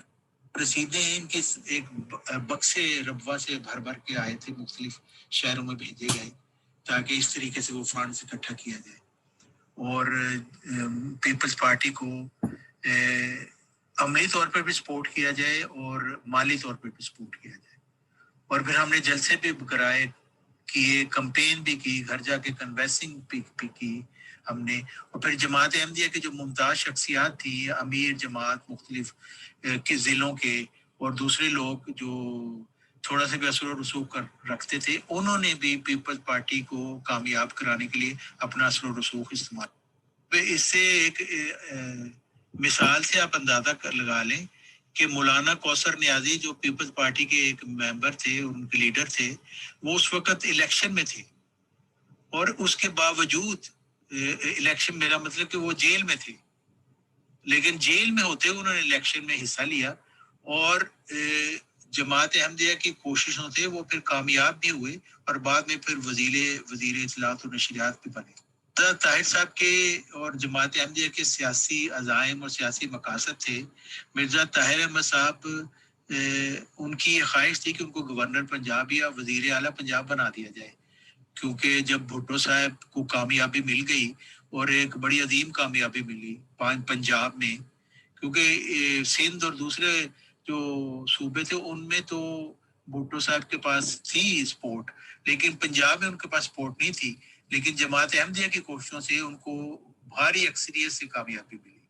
اور اب ظاہر ہے کہ جب جماعت احمدیہ کھل کے سیاست میں آ گئی اور کھل کے پیپلز پارٹی کی سپورٹ کی اور اس کو جتایا، تو اس کے لیے تو دوسری سیاسی جماعتیں جو ہاری تھیں، ان کے دل میں تو بہت غم و غصہ پایا جاتا تھا، وہ تو بدلہ لینا چاہتی تھی، وہ تو جماعت احمدیہ کو دیکھنا نہیں چاہتی۔ یہ یہاں پہ اب مذہبی رقابت نہیں تھی، بلکہ یہ ایک سیاسی رقابت تھی جو اس وقت پیدا ہو گئی تھی، کیونکہ جماعت احمدیہ نے پیپلز پارٹی کو جتایا تھا، اور یہی وہ چیزیں تھیں جس کی وجہ سے پھر 1974 کے فسادات ہوئے اور جماعت احمدیہ کو غیر مسلم قرار دیا۔ احمدیہ کا طریقہ کار یہ نازی تنظیم جو گسٹاپو کی تنظیم ہے، ان سے یہ ملتا جلتا ہے کہ اپنی یہ کارکنان آگے کھڑے کرتے ہیں اور خود پیچھے رہتے ہیں، اور کارکنان کی مختلف ٹیمیں بناتے ہیں اور ان کو مختلف کام دیے جاتے ہیں، اور وہ ایک دوسرے کے کاموں سے وہ ان کو نہیں وہ جانتے ہوتے. اور پھر یہ ساری ٹیموں کو یہ بھی کہا جاتا ہے کہ ایک دوسرے کی جاسوسی بھی کرو اور اطلاع پھر مرکز کو پہنچائی جائے. تو اس طریقے سے یہ گسٹاپو نما تنظیمیں ہوتی ہیں. اور پھر یہ اپنے ان کے ٹاؤٹس ہوتے ہیں جو مختلف جگہ پہ مختلف فساد پیدا کرتے ہیں. اور اس کا خلیفہ جی کو پہلے سے پتہ ہوتا ہے اور خلیفہ جی اپنی معصومیت سے خطبہ دیتے ہیں کہ مجھے رویا میں دکھایا گیا, مجھے الہام ہوا کہ فلاں جگہ یہ ہوگا. تو پھر ہو بھی جاتا ہے. تو لوگ جماعت احمدیہ والے تو کہتے ہیں دیکھیں خلیفہ جی کا اللہ تعالیٰ سے کیسا زندہ تعلق. خلیفہ جی تک بازی بھی کرتے ہیں جیسے کہ سارے دوسرے لوگ کرتے ہیں. کچھ خیالات ان کے سچے ثابت ہو جاتے ہیں, کچھ نہیں ہوتے. جیسے کہ مرزا مسعود صاحب نے کچھ عرصہ پہلے ساری جماعت کو کہا تھا کہ بہت بڑی جنگ ہونے والی ہے, فساد ہونے والا ہے, تو ہر کوئی اپنے گھر میں راشن بھر لے, پتہ نہیں کتنے حالات خراب ہوں گے. تو لوگوں نے راشن بھرے بھی, تو ہوا تو کچھ بھی نہیں. تو وہ صرف مرزا مسعود صاحب کا اور ان کے عملے کا ایک خیال تھا جو پورا نہیں ہوا. کہ واقعہ کی یہ تفصیل ہے کہ یہ 29 مئی 1974 کا واقعہ ہے کہ نشتر میڈیکل کالج کے کچھ طلبہ وہ اپنے ٹور پر پشاور جا رہے تھے اور ان کی ٹرین نے رستہ میں ربوہ ریلوے اسٹیشن پر بھی رکنا تھا. تو جب اور چند منٹ کے لیے رکنا تھا, کوئی زیادہ دیر نہیں تھا رکنا. یہ آپ نے سوال کیا ہے کہ کیا جماعت احمدیہ کی تاریخ بھی یہ بتاتی ہے. ہاں کچھ باتیں ہمیں ان سے پتہ چلتی ہیں, لیکن جماعت احمدیہ کی تاریخ یہ تو نہیں بتائے گی کہ ہماری سیاسی ایمبیشنز تھی. ان کا تو طریق کچھ اور ہوگا نا, ظاہر ہے. لیکن یہ باتیں ڈاکومنٹڈ ہیں مختلف دستاویزات میں, جو بعد میں پیش بھی کر سکتا ہوں. نشتر میڈیکل کالج کے طلبہ جا رہے تھے اور ان کی ٹرین تھوڑی دیر کے لیے رکی ربوہ اسٹیشن پر. تو وہ ظاہر لڑکے تھے, نوجوان تھے, تو انہوں نے کچھ اشتعال آمیز نعرے بازی کی, مرزائیت مرد آباد اور فلاں ختم نبوت زندہ باد, اس طرح کے نعرے بازی کی. اور پھر وہ چند منٹ کے بعد پھر ٹرین آگے روانہ ہو گئی. اور یہ کوئی خاص بات بھی نہیں تھی, یہ کوئی پہلی دفعہ نہیں ہے. ہم تو اس کے عادی ہیں کہ ہمارے اوپر گالیاں اور یہ اشتعال امیز نعرے بازی ہمارے خلاف کی جاتی ہے. تو ہمیں یہی بتایا جاتا ہے کہ ہم چپ کر کے نظر انداز کریں. اصل بات یہ ہے کہ وہ 1974 تھا اور وہ اس وقت جماعت احمدیہ سمجھتی تھی کہ ہماری اب حکومت ہے, پیپلز پارٹی کو ہم نے جتایا ہے, اور یہ ذوالفقار علی بھٹو نہیں, ہمارے خلیفہ صاحب اصل ہیں جو پرائم منسٹر ہیں. تو اس وجہ سے وہ ان میں اتنا تکبر آ چکا تھا کہ آپ سوچ نہیں سکتے, اور اس کا میں خود گواہ ہوں. تو بہرحال لمبی بات کرنے کی بجائے میں صرف یہ بتاتا ہوں کہ جب یہ نشتر میڈیکل کالج کے طلبہ یہ کر کے چلے گئے چند منٹ کی نعرے بازی کر کے, تو فوراً اس کے بعد مجلس عاملہ کا اجلاس بلوایا گیا ربوہ میں, جس میں سیکرٹری امور عامہ اور صدر عمومی شامل تھے. اور ظاہر ہے کہ وہ خلیفہ صاحب کی رضامندی کے بغیر تو کچھ بھی نہیں ہو سکتا تھا, کیونکہ پاگلوں کی طرح ان کی اطاعت جو کرنی لازم ہے. تو بہرحال انہوں نے یہ مل کر منصوبہ بندی کی کہ ہم ایک گروپ خدام کا, یعنی نوجوانوں کا پشاور بھجوائیں گے, احمدی نوجوانوں کا, جو اس کو سارا وقت فالو کرے گا کہ یہ کہاں کہاں جا رہے ہیں اور کیا ان کا پروگرام ہے اور کب انہوں نے واپس آنا ہے, اور ہمیں پوری تفصیل سے آگاہ کریں گے کہ یہ لڑکے کیا کس ٹرین سے کس وقت واپس آ رہے ہیں. پروگرام تھا کہ ایک گروپ نوجوانوں کا, احمدی نوجوانوں کا سرگودا بھجوایا جائے جو وہاں پہ وہ موجود ہوں. تو وہ بھی جب ٹرین سرگودا پہنچے تو وہاں پہ معین اطلاع ہمیں مل جائے کہ سرگودا سے اب ٹرین کس وقت چلنے لگی ہے. اور دوسری یہ کہ وہ یہ تمام لوگ جو پہلے پشاور پہنچے تھے اور جو سرگودا میں تھے, یہ ایک طرح کے اندر سے وہ ہر جو وہاں پہ لوگ ہیں نشتر میڈیکل کالج کے طلبہ, ان کی ایک ایک کی یہ نشاندہی کریں گے تاکہ وہ دوسرے لوگ جو ان میں شامل نہیں ہیں ان کو نقصان نہ پہنچایا جائے, صرف انہی کی پٹائی کا پروگرام بنایا جائے. علاوہ ربوہ اسٹیشن پر ڈنڈا بردار اور ہاکی بردار نوجوانوں کی ایک چھوٹی سی تعداد کو انہوں نے وہاں پہ تعینات کیا, اور اس کے علاوہ اسٹیشن کے ارد گرد جو 2 مکان تھے ان میں انہوں نے بہت ساری تعداد میں نوجوانوں کو چھپا کے وہاں پہ رکھا کہ جب یہ حملہ ان کے اوپر کیا جائے تو یہ بھی پھر سارے باہر آ جائیں اور مل کے ان سب کو پیٹیں اور ان کو نقصان پہنچائیں. یہ سب کچھ کرنے کی کیا ضرورت تھی؟ بھائی انہوں نے چند منٹ ایک ٹرین رکی، چلے انہوں نے کوئی غلط باتیں کر بھی دی تو پھر کیا ہو گیا؟ وہ کر کے چلی گئے، وہاں سے کیا نقصان پہنچا تھا جماعت احمدیہ. لیکن وہ وہی بات ہے کہ جب انسان کوئی جماعت تکبر کرتی ہے نا، پھر خدا تعالیٰ کی طرف سے پھر اس کا وقت آ جاتا ہے کہ اس کو اس تکبر کی سزا ملے. تو یہی سب سے بڑی انہوں نے کی بات کہ انہوں نے اپنے تکبر کی وجہ سے بدلہ لینے کا سوچا. ورنہ خدا کے مرسلین کو تو اور ان کے پیروکاروں تو گالیاں پڑتی رہتی ہیں اور انہیں برداشت کرنا ہوتا ہے، لٹھ لے کر مقابلہ کرنے کے لیے نہیں نکلنا ہوتا. کہ لٹھ لے کر مقابلہ اگر کریں کسی مرسل کے بندے تو اس سے معاشرہ میں فتنہ فساد پیدا ہوتا ہے. اور یہ مقصد نہیں ہوتا الہی جماعتوں کا فتنہ فساد پیدا کرنا. ان کا مقصد تو یہ ہوتا ہے کہ کوئی فتنہ فساد کرے تو اس کے اوپر صبر کرے، جیسے کہ قرآن مجید میں فرمایا گیا کہ الفتنہ تو اشد من القتل، یعنی فتنہ پیدا کرنا قتل سے بھی زیادہ بڑا جرم ہے. مگر تکبر جب انسان کے سر پہ چڑھ جاتا ہے تو پھر اس سے غلط فیصلے ہو جاتے ہیں. یہ ڈسٹر میڈیکل کالج کے طلبہ واپس آ رہے تھے تو پشاور میں بھی لوگ ان کے ساتھ چڑھ گئے اسی ٹرین میں، اور پھر ربوہ سے بھی لوگ چڑھ گئے. تو پھر جب یہ ربوہ ٹرین پہنچی ہے تو ان ساروں نے مل کے ان کو دھکے دے دے کر ان طلباء کو ٹرین سے باہر نکالا. اور وہاں پہ پھر جو اسٹیشن ماسٹر تھے ربوہ کے، وہ بھی احمدی تھے، مرزا عبدالسمیع صاحب، ان کو یہ ہدایات تھی کہ تقریباً ویسے تو 2-3 منٹ اس نے کھڑے ہونا تھا، لیکن ان کو ہدایت تھی کہ آپ آدھا گھنٹہ ٹرین کو وہاں پہ روکے رکھیں تاکہ ہم ان کی اچھی طرح خاطر تواضع کر کے پھر ان کو بھجوائیں. تو ظاہر ہے کہ ٹرین میں جو لوگ تھے طلباء کو، انہوں نے پھر بہت ان کو مارا، لہو لہان کیا، ان کی ہڈیاں توڑی، اور جو احمدی گنڈے وہاں پہ موجود تھے انہوں نے دل جی بھر کے اپنے سارے غصے ان کے اوپر نکالے. لیکن اس کے بعد پھر جو اصل واقعہ تو یہ تھے، مگر جماعت کے مربی اور مولویوں اور خلیفوں نے پھر جھوٹ کی عجیب و غریب داستانیں گھڑی اور ظالم ہونے کے باوجود خود کو مظلوم ثابت کرنے کی مذموم کوششیں کرتے رہے. کیسے ان خلیفوں کو اور ان کے وفاداروں کو اور سرکردہ افراد کو تو کوئی نقصان نہیں پہنچا، بلکہ وہ جو عام بیچارے احمدی تھے ان کے اوپر بہت ظلم ہوئے اور ان کی جائیداد کو لوٹا گیا، ان کو نظر آتش کیا گیا، ان کے کاروباروں کو، ان کے گھروں کو اور عزتوں کو لوٹا گیا. لیکن مرزا خاندان کے جو لوگ تھے اسی فساد کے نتیجے میں سارے کے سارے ملک سے باہر چلے گئے. ان کو یہ فائدہ ہوا.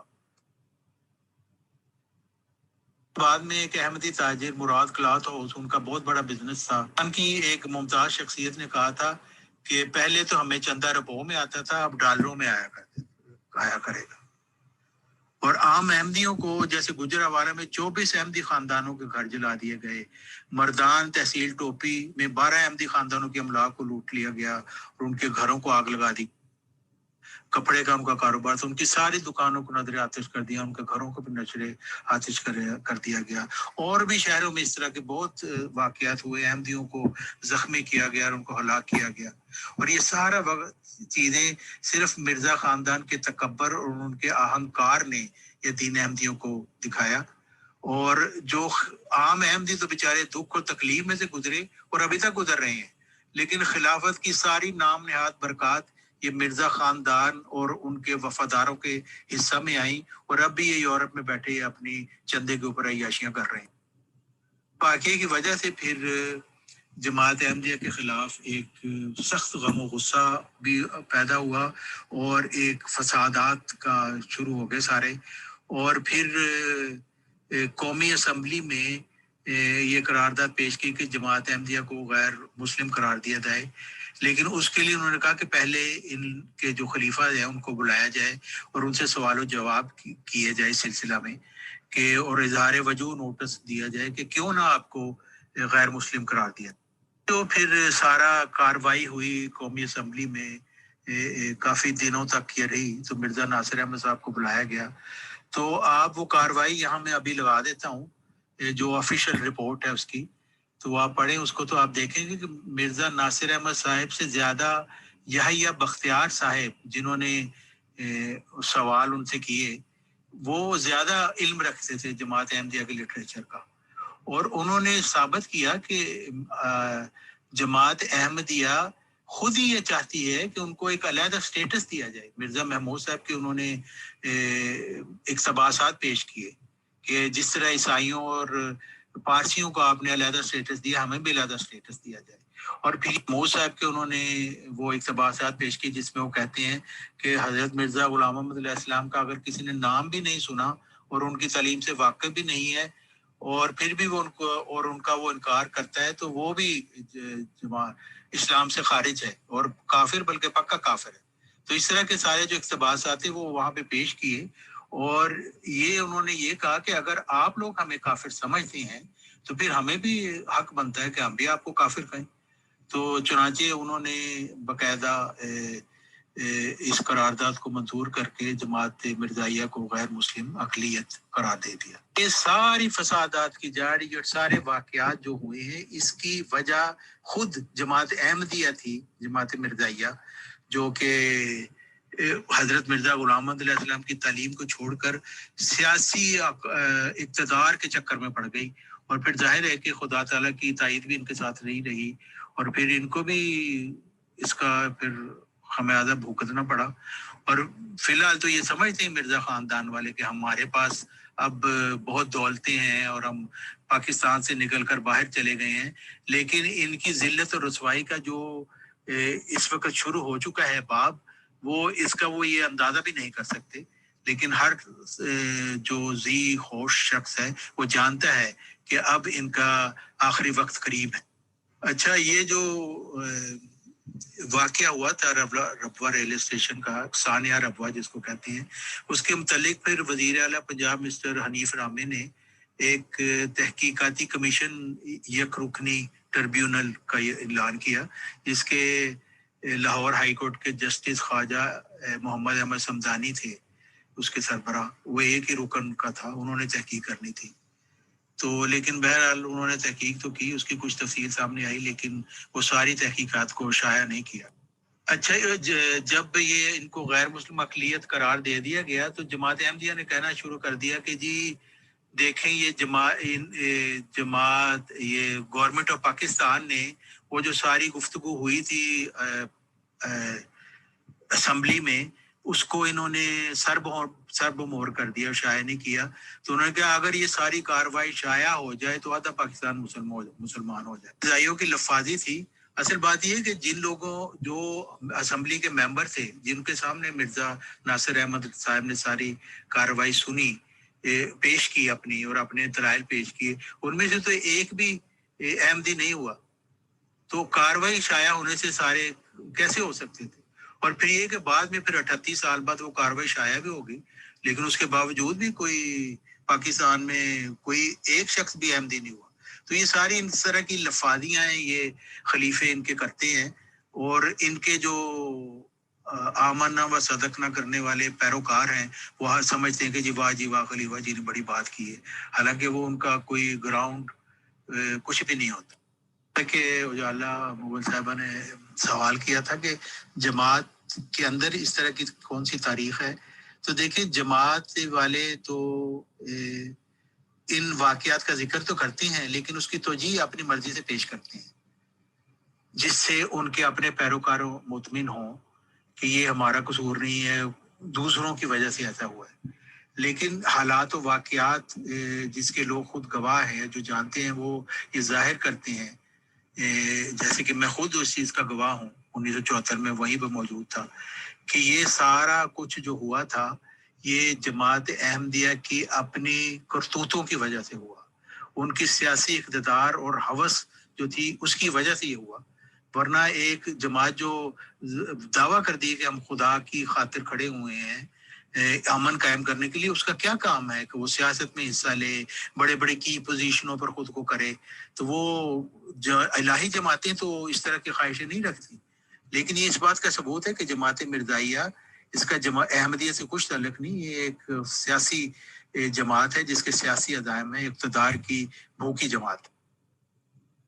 طارق صاحب یہ بھی بتائیے گا جب آپ کو وقت ملے کہ یہ جو 2010 میں لاہور میں مساجد پہ حملے ہوئے تھے جماعت احمدیہ کی گڑی شاہو اور ادھر ماڈل ٹاؤن میں شاید، تو اس کے پیچھے بھی کیا کوئی سیاست کار فرما تھی؟ جی میں سمجھتا ہوں کہ یہ جماعت احمدیہ کے خلاف جو نفرت ہے یہ ان کے مذہبی عقائد کی وجہ سے نہیں ہے، بلکہ یہ ان کی سیاست میں جو ان کی مداخلت ہوتی رہی ہے اس کی وجہ سے ہے۔ لیکن ظاہر ہے کہ اس کے اندر دوسرے مقاصد بھی شامل ہو جاتے ہیں۔ اب جو ٹیرورسٹ ہیں جنہوں نے وہ حملہ کیا تھا ان کا تو مقصد تھا کہ فساد پیدا کیا جائے، گورنمنٹ کو کمزور ثابت کیا جائے کہ گورنمنٹ اپنے لوگوں کی حفاظت نہیں کر سکتی۔ لیکن جماعت کے خلاف عمومی جو غصہ ہے اور جو نفرت ہے اس کی وجہ یہ جماعت کے اپنے جو سیاسی عزائم و مقاصد ہیں وہ ہیں۔ لیکن ٹیرورسٹ اٹیک تو صرف جماعت پہ نہیں ہوئے، جماعت احمدیہ پہ، وہ تو عیسائیوں پہ بھی ہوئے، ہزارہ کے شیعہ حضرات پہ بھی ہوئے، اور ویسے بھی سیاسی طور پر بھی مختلف بڑی بڑی عمارتوں پر بھی ہوئے کہ ٹیرورسٹ کا یہی مقصد ہوتا ہے کہ وہ فساد پھیلائے اور گورنمنٹ کی ریٹ کو کمزور ثابت کرنے کی کوشش کرے۔ تو میرا خیال ہے کہ اس میں وہ بھی ایک عنصر شامل تھا، اور جو عمومی نفرت جو جماعت احمدیہ کے خلاف ہے وہ ان کی سیاسی عزائم کی وجہ سے ہوئی ہے۔ محترم طارق چوہان صاحب، کافی معلومات ہوئی، ٹرین انسیڈنٹ کے بارے میں آپ نے بتایا، فرقان فورس کے بارے میں بتایا، آپ نے یہ بتایا کہ پاکستان میں فسادات ہوئے احمدی جماعت کی وجہ سے، یا مطلب جس بھی کارن سے بنے، یعنی کہ احمدیز محمدیز کے بیچ میں جو بھی ٹشنس ہوئی، تو اتنی جانکاری تو مل رہی ہے کہ سیکنڈ خلیفہ آف احمدیز نے ہی سارا یہ نظام بنایا ہے، اور سیکنڈ خلیفہ آف احمدیز کے 6-7 بیوی ہوئی ہیں اور 26 یا 28 بچے بتائے جاتے ہیں۔ اور میری جانکاری میں اب تک یہی آ رہا ہے کہ جو کی پوسٹ ہیں یا اہم پوسٹ ہیں احمدی جماعت کی، وہ سبھی اسی خاندان کے پاس ہیں۔ جیسے فار ایگزامپل خلیفہ مسرور صاحب خود خلیفہ ہیں پوری دنیا کے۔ امریکہ کے جو ان کے جماعت کے خلیفہ، جماعت کے کیا کہتے ہوں گے، جو بھی کہتے ہوں گے امیر جماعت، وہ مسرور صاحب کے سگے بھائی ہیں۔ پاکستان لجناؤں کی ہیڈ پریزیڈنٹ آج بھی عملی دخلی طور پہ مرزا مسرور صاحب کی بہن ہیں۔ ہندوستان میں قادیان سینٹر میں جو ان کے چیف تھے، شاید ابھی کوئی اور ہوئے ہیں، وہ بھی اسی خاندان کے فرد تھے۔ تو خیر میرا سوال یہ ہے، چاہے تو فسادات ہوئے، چاہے ٹرین ہوئے، چاہے، کیونکہ ان میں سے کچھ خاندان کے لوگ تو ایسے بھی ہوں گے جو پوسٹ پہ نہ بھی ہوں، تو بہرحال الٹیمیٹ میرا سوال یہ ہے کہ چاہے فسادات ہوئے، چاہے جھگڑے رگڑے ہوئے، چاہے کیسے بھی انسیڈنٹ ہوئے، اس میں ایک عام عوامی احمدی لوگ ہی ہلاک ہوئے ہیں، انہیں پہ یہ آفتیں آئی ہیں کہ انہیں شہادت یا جو بھی کچھ کہیں گے مسلمانوں کی زبان میں نصیب ہوئی ہو، یا یہ کہ احمدی کیا کہتے ہیں مرزا صاحب یا سیکنڈ خلیفہ آف احمدیز کے خاندان میں مبارک میں سے بھی کسی نے آج تک جام شہادت نوش فرمایا ہوگا۔ بیکاز میں نے تو یہی دیکھا ہے کہ پاکستان میں جتنی بھی تنظیمیں بنی ہوئی ہیں جو الٹے سیدھے سبق پڑھاتی ہیں لوگوں کو کہ جنت کی کنجی لے لو، یہ کر لو، وہ کر لو، یا صبر کر لو، یہ کر لو جی، وہ کر لو جی، وہ خود اور ان کے بچے تو باہر ودیشوں میں پڑھتے ہیں، اور کٹتے مڑتے وہی لوگ ہیں جو بیچارے کم علم والے ہوتے ہیں یا یہ کہ ان کے فالوورز ہوتے ہیں۔ اس لیے میں نے سوال کیا سر کہ اس احمدی جماعت میں کیا اس طرح کا حال ہے، تو that is my final question. شکریہ جی، آپ نے بڑا اچھا سوال کیا ہے۔ کسی نے جام شہادت نوش نہیں فرمایا اس مرزا خاندان میں سے، کیونکہ یہ تو بند کمروں میں رہنے والے لوگ ہیں، اور یہ جب ان کو تھوڑا سا بھی خطرہ ہوتا ہے تو یہ فوراً ملک سے بھاگتے ہیں۔ جیسے مرزا طاہر صاحب خلیفہ تھے اس وقت، تو وہ ساری اپنی جماعت کو چھوڑ کے وہ لندن بھاگ گئے، اور اس وقت سے یہ مرزا مسرور صاحب بھی وہیں سے بھاگ کے لندن آئے ہوئے ہیں۔ تو مرزا خاندان والے جو کہتے ہیں نا، وہ یہ سمجھتے ہیں کہ ہم خاص لوگ ہیں، ہماری حفاظت بہت ضروری ہے۔ عام جو بیچارے مرزائی پیروکار ہیں وہ مر بھی جائیں تو ان سے کوئی فرق نہیں پڑتا، کیڑے مکوڑے، لیکن ان کی حفاظت بہت ضروری ہے۔ اس لیے سب سے پہلے اپنے تمام وسائل کو یہ بروئے کار لا کر اپنی حفاظت کرتے ہیں، اور ملک سے بھاگنے کی سب سے پہلے یہی کرتے ہیں۔ تو اعلیٰ مغل صاحبہ کا سوال ہے کہ کیا جماعت سے بیرون ملک بھی کوئی سیاسی عزائم رکھتی ہے؟ جی بالکل رکھتی ہے۔ یہ آپ دیکھیں کہ جماعت والے اگر یہ مرزا غلام محمد علیہ السلام کی تعلیم کا عمل کرنے والے ہوتے تو کیوں سیاسی ہاتھ میں آتے؟ اب لندن میں بھی وہ سیاست میں حصہ لے رہے ہیں جماعت والے، ان کے ممبران، اور ان کو پشت پناہی حاصل ہے خلیفہ صاحب کی. تو جہاں جہاں ان کو موقع ملتا ہے یہ کوشش کرتی ہیں اگر خود نہیں وہ سیاسی عہدہ کو لے سکتے تو سیاسی عہدے داروں سے یہ اپنے بڑے تعلقات رکھتے ہیں، ان کو رشوتیں دیتے ہیں، ان کی خدمتیں کرتے ہیں تاکہ اپنی مرضی پر ان سے کام لے سکیں. تو یہ سیاسی عزائم ان کے باہر بھی ہیں، اور اب تو ظاہر ہے کہ زیادہ تر لوگ یہ اب باہر ہی آ گئے ہیں، تو ظاہر ہے کہ یہ اپنے سیاسی عزائم باہر رکھیں گے. اور یہ ان کا شروع سے یہ ہے کہ کی پوزیشنز پہ جہاں پہ بھی ہمیں موقع ملے گا ہم اس میں حصہ لیں گے، سیاست میں بھی حصہ لیں گے، اور لوگوں کو جو کی پوزیشن پہ ان کو اپنے ساتھ ملائیں گے. جی پلیز یہ بھی بتائیے یہ جو 74 لوگوں کی جائیدادیں اور ان کی دکانیں گھر چلائے گئے تھے اور بہت سے مالی نقصانات جانی بھی پہنچے تھے، اور اس کے بعد 2010 میں جو وہ گڑی شاہو میں اور دوسری جگہ پہ جو عبادت گاہوں پہ حملے کیے گئے تھے ان کے نتیجے میں بہت سی جانیں گئیں. تو کیا ان کی کمپنسیشن کوئی حکومت پاکستان کی طرف سے کی گئی یا نہیں، اور یا جماعت احمدیہ نے خود اپنے فنڈز میں سے ان لوگوں کی کوئی کمپنسیشن کی؟ پلیز یہ بھی بتائیے کہ جس جماعت کی بنیاد خالص مذہبی اس پہ رکھی گئی ہو، یعنی جو خالص مذہبی بنیادوں پہ استوار کی گئی ہو، اس کو اس دنیاوی وجاہت اور جاہ کی طلب اور سیاسی غلبے اس سے کیا لینا دینا ہے؟ کیونکہ یہ تو ساری دنیا ہی کر رہی ہے، ہر جماعت، سیاسی جماعت ہو، مذہبی جماعت ہو، باقی سب یہی کچھ کر رہی ہیں.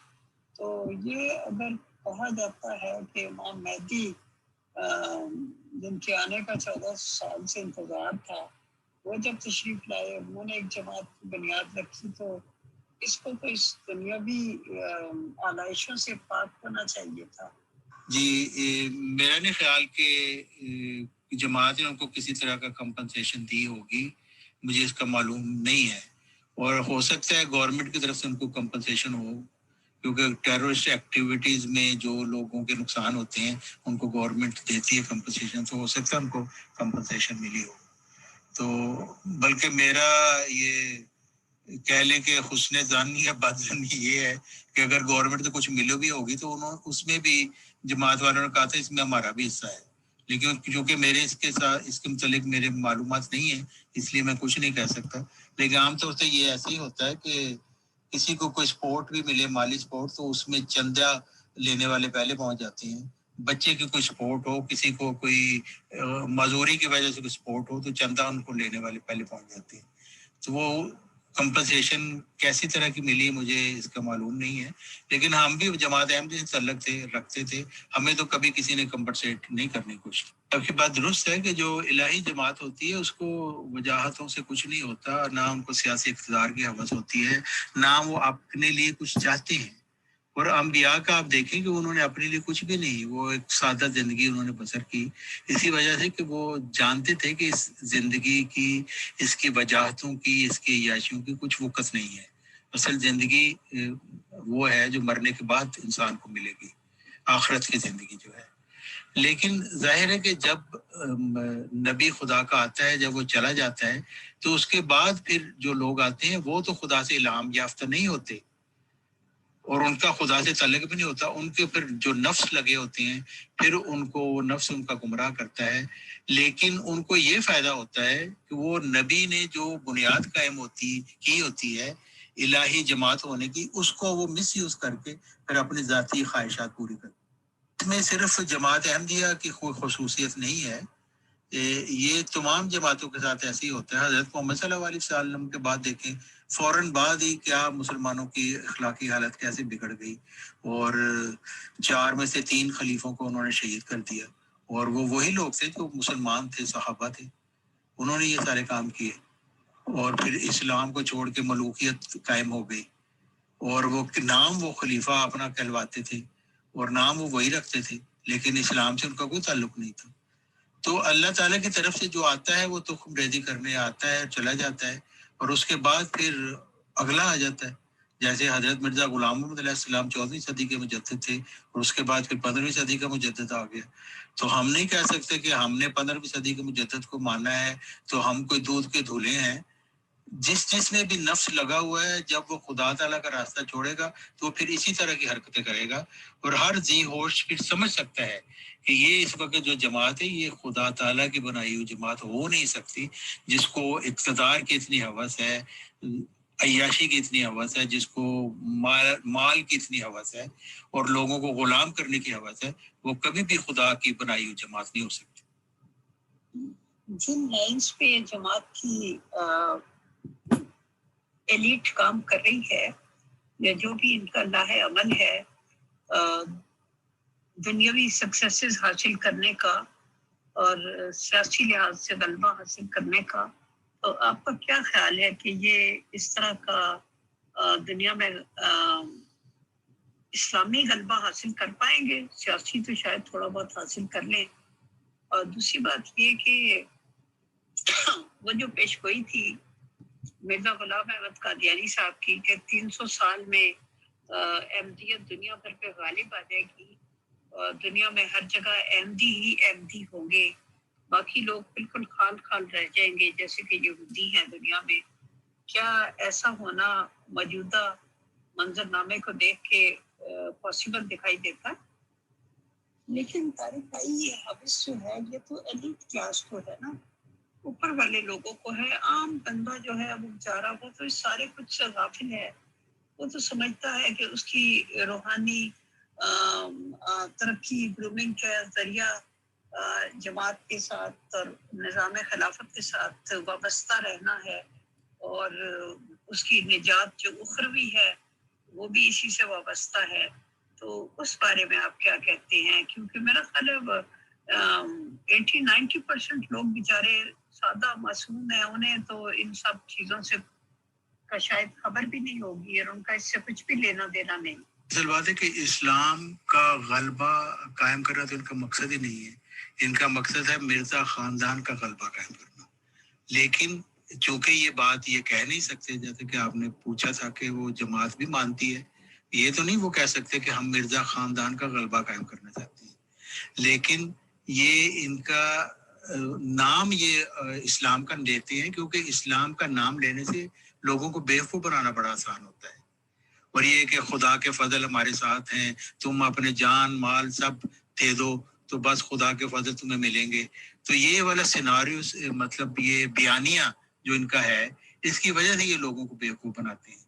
اور باقی یہ کہ اسلامی غلبہ 300 سال بعد جو ہوگا، جس کی وہ پیشگوئی کی ہے، وہ کس طرح کا ہوگا وہ تو ہم نہیں کہہ سکتے. اس کے حضرت مرزا صاحب نے لکھا ہوا ہے کہ کبھی بھی وہ وقت نہیں آئے گا کہ سارے کے سارے نیک ہو جائیں اور بدی ختم ہو جائے، کیونکہ سورہ فاتحہ میں جو اللہ تعالیٰ کی طرف سے جو آیات ہیں وہ بتا رہی ہیں کہ مغضوب علیہم بھی رہیں گے، اور منعم علیہ گروہ بھی رہے گا، اور ضالین بھی رہیں گے. تو یہ تینوں گروہ ہر وقت موجود رہیں گے. تبھی تو ان سے پناہ مانگی ہے کہ اللہ تعالیٰ ہمیں ان لوگوں کے راستے پر نہ چلانا. تو یہ کبھی بھی نہیں ہوگا کہ جماعت احمدی ساری چل جائے گی.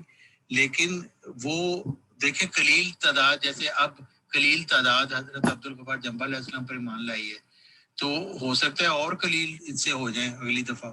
تو یہ قلیل سے قلیل ہوتے جائیں گے، یہ بڑھیں گے نہیں، کیونکہ یہ اللہ تعالیٰ کی مشیت کی یہ خلاف ہے. کیونکہ قرآن مجید میں لکھ دیا قلیل من عباد شکور.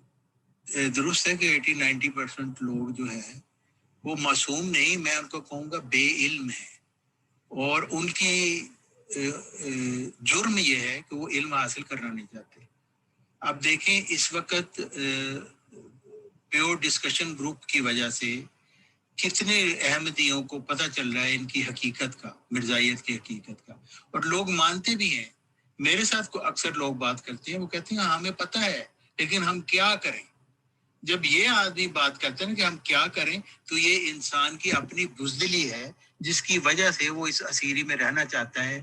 جان گیا ہے کہ یہ اس کا کوئی الہی جماعت نہیں، اس کا اللہ تعالیٰ سے، حضرت محمد صلی اللہ علیہ وسلم سے، حضرت مرزا صاحب کی تعلیم سے کچھ بھی دور کا واسطہ بھی نہیں ہے، لیکن اس کے باوجود وہ اس سے چمٹے رہنا چاہتے ہیں کہ بزدل ہیں، اور بزدلی اس وجہ سے ہے کہ ان کے پاس علم نہیں، نہ وہ علم حاصل کرنا چاہتے ہیں. تو پھر خدا تعالیٰ کی طرف سے تو پھر ان کے لیے سزا اس لیے مقرر ہوتی ہے کیونکہ ان کا قصور ہوتا ہے. بات ہو کہ وہ واقعی وہ لوگ معصوم ہوں واقعی، اور اپنی معصومیت کی وجہ سے ان کے پیچھے لگے ہوئے ہیں، تو پھر تو خدا تعالیٰ کی طرف سے ان کو سزا وارد ہی نہ ہو. لیکن سزا وارد اسی لیے ہوتی ہے کہ وہ معصوم نہیں ہوتے، وہ سب جانتے ہوتے ہیں لیکن بزدل ہوتے ہیں، خدا تعالیٰ پر بھروسہ نہیں کرتے. وہ کہتے ہیں کہ اگر ہم نے ان کو چھوڑ دیا اس جماعت کو تو ہمارا کیا بنے گا، یعنی وہ اس جماعت کو خدا کا شریک بنا کر بیٹھے ہوتے ہیں. ہمارے رشتے کیسے ہوں گے، ہمارے بچوں کا کیا بنے گا، ہمارے جنازے کون پڑے گا، یہ سوال مجھ سے لوگ کرتے ہیں. تو میں کہتا ہوں کہ پھر تم واقعی یہ حق رکھتے ہو کہ تمہیں غلامی میں ڈال کر اور پیسا جائے، کیونکہ تمہیں اتنی جرت نہیں ہے کہ سچ کو پہچاننے کے باوجود تم خدا تعالیٰ کو جو رب قدیر ہے اس کے اوپر تمہارا کوئی بھروسہ ہی نہیں ہے. تم سمجھتے ہو کہ مرزا خاندان کے لوگ تم کو زیادہ نقصان پہنچا سکتے ہیں، اور خدا تعالیٰ جو سب طاقتوں کا مالک ہے وہ تمہیں نہیں بچا سکے گا. میں ان کو مثال دیتا ہوں، دیکھو میں، میری فیملی تو ان میں سے نکل گئے، ہمارا یہ کچھ نہیں بگاڑ سکے، بلکہ ہم سے ڈرتے گھبراتے ہوئے ہمارے ارد گرد چوہوں کی طرح یہ بھاگتے ہیں ہمیں دیکھ کے، تو ہمارا تو کچھ نہیں بگاڑ سکے. تو اگر تم اتنے بزدل ہو تو پھر تمہیں جوتیاں پڑنی چاہیے. شعر ہے نا کہ ہم اسیروں کا بھی ان خلیفوں پہ تکیہ ہے، ہم اسیروں کی ابھی اور پٹائی ہو. تو یہ پٹائی جن کی ہو رہی ہے وہ اس پٹائی کے حقدار اپنے آپ کو خود ہی ثابت کر رہے ہیں.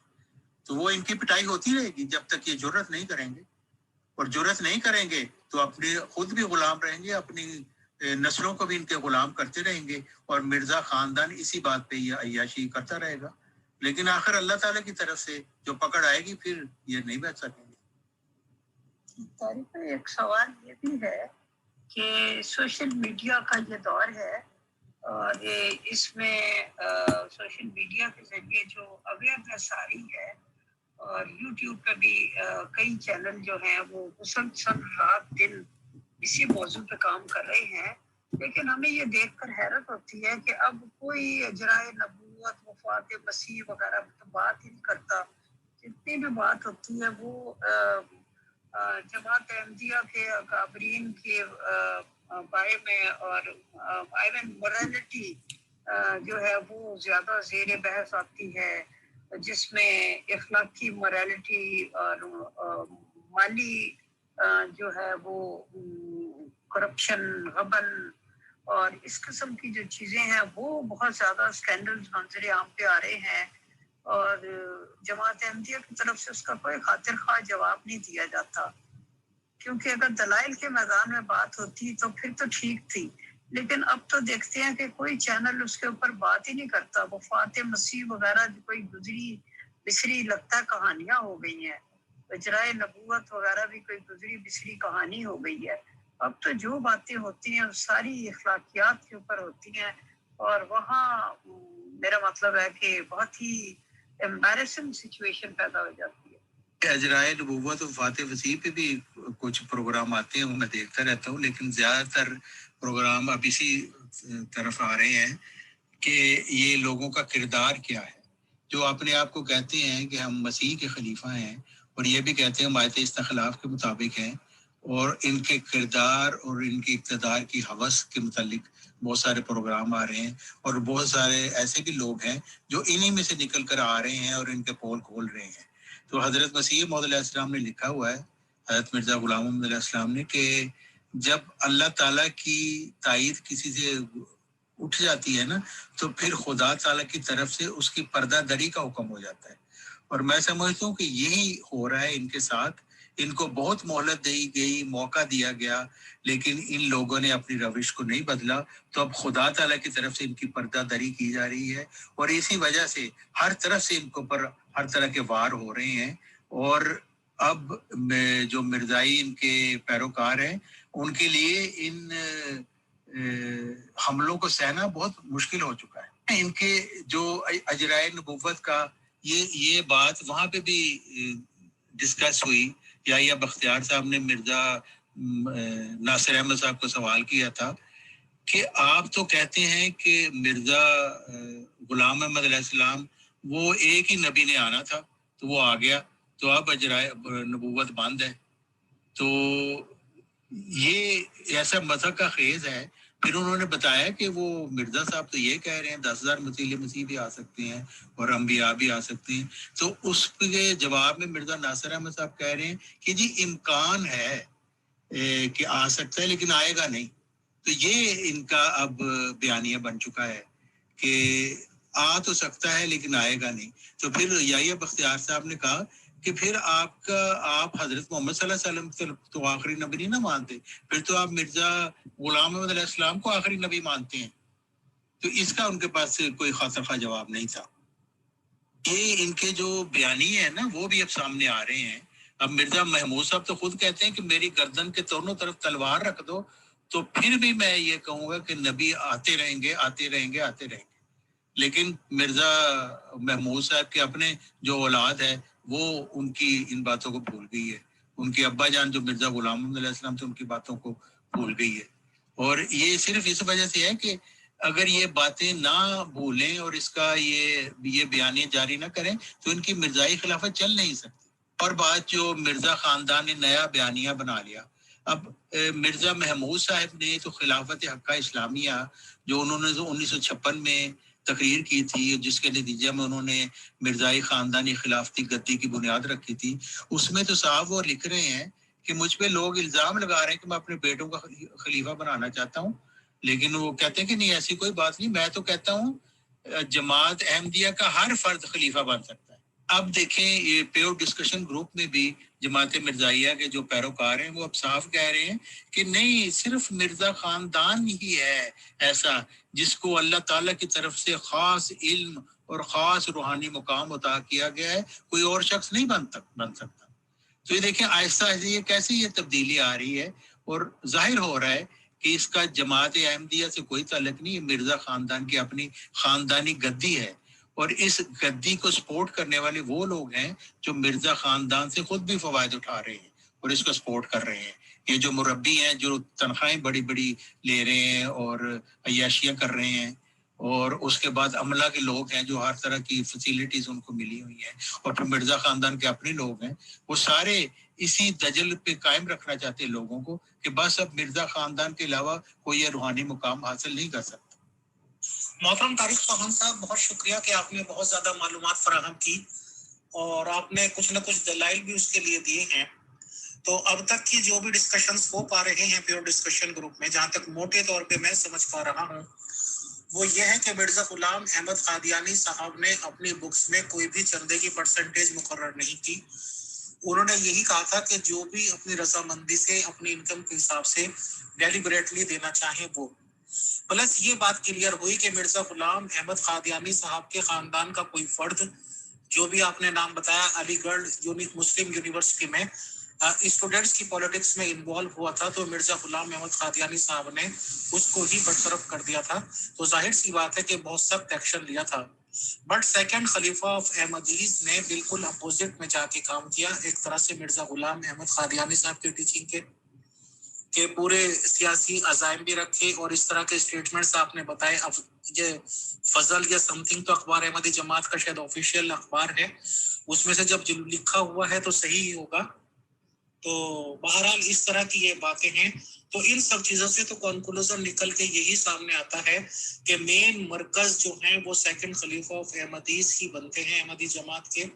اور یہ بات بھی میں یہاں پہ مینشن کرنا چاہوں گا کہ ایک پوسٹ یا اسٹیکر ٹائپ نظر میں آیا تھا جس پہ یہ لکھا ہوا تھا کہ سیکنڈ خلیفہ آف احمدیز نے یہ کہا تھا کہ جیسے کرسچن کے پوپ کا سلیکشن ہوتا ہے اور ان کو پوپ بنایا جاتا ہے, اسی طرز عمل پہ یہ بنایا جانا چاہیے کہ خلافت کو چن لیا جانا چاہیے تاکہ یہ لانگ ٹائم تک چل سکے.